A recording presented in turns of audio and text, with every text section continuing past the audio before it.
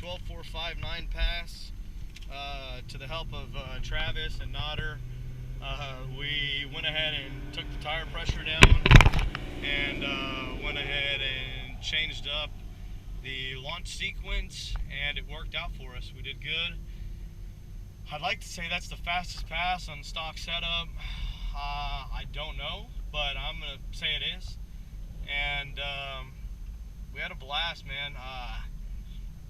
You know, I don't know if that's the fastest pass. I don't know if that's the world record. I'd like to know, so that way I know if I need to go faster or I need to, you know, need to do something different. I mean, I don't know, but shout out to the boys, Francisco and everyone.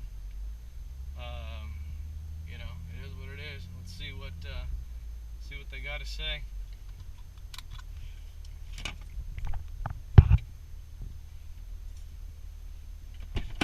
Take a guess, sir.